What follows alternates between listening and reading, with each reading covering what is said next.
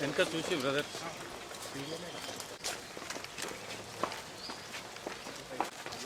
అన్న బ్యాగ్ జరిగే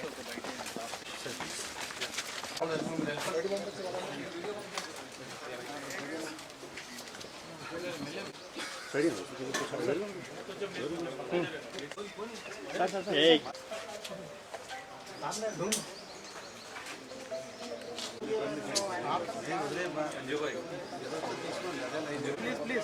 రోహిత్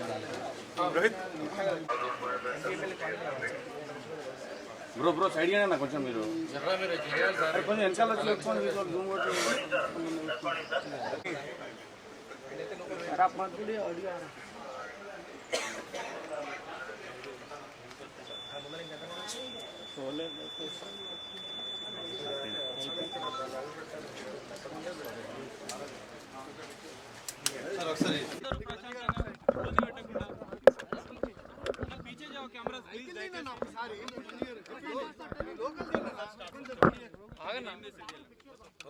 కొంచెం ప్లీజ్ సైడ్ పెట్టండి అందరూ మైక్ ఓకేనా రెడీనా please cost your vote responsibly. అంటే మొన్న మీరు నంద్యాల వెళ్ళారు కదా, మీ ఫ్రెండ్ కోసం వెళ్ళారు, మరి దానిపైన కొద్దిగా సోషల్ మీడియాలో వస్తుంది. Firstly I would like to tell I'm not politically aligned with any party అండి. నాకు ఒఫిషియల్గా ఏ పార్టీతో సంబంధం లేదు.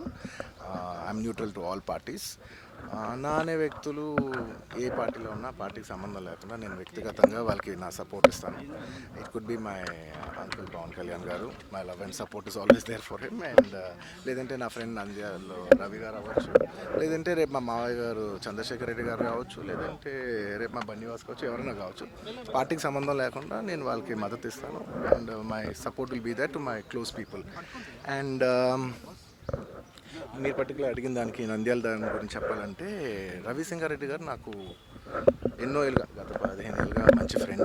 అండ్ ఎప్పటి నుంచో నేను ఒక మాట అన్నాను, బ్రదర్ మీరు ఎప్పుడైనా పాలిటిక్స్లోకి వస్తే నేను ఖచ్చితంగా మీ ఊరు వచ్చి మీకు సపోర్ట్ చేస్తాను ఎప్పుడు అనేవాడిని. నేను మాట ఇచ్చాను.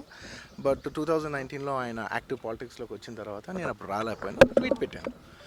ఈ 2024కి వచ్చేసరికి అప్పటి నుంచి నా మనసులో ఉంది, అరే ఇలా మాట ఇచ్చాం కదా, ఖచ్చితంగా వచ్చి ఒకసారి నాకు కనపడాలని నా మనసులో ఉంది. అండ్ ఈసారి ఈ ఎలక్షన్లో ఆయన నించుందని తెలిసింది అంటే నేనే ఫోన్ చేసి, బ్రదర్ చెప్పాను కదా ఇలా వస్తానని, నేను వద్దాం అనుకుంటున్నాను చెప్పాను. వచ్చాను. నేను మా వైఫ్ పర్సనల్గా వచ్చి ఆయన ఊరు విజిట్ చేసి ఆయన ఇంటికి వెళ్ళి ఆయన్ని ఒక గుడ్ విల్ జెస్చర్ కింద ఆయన కలిసి బెస్ట్ విషెస్ చెప్పేసి వచ్చేసాను.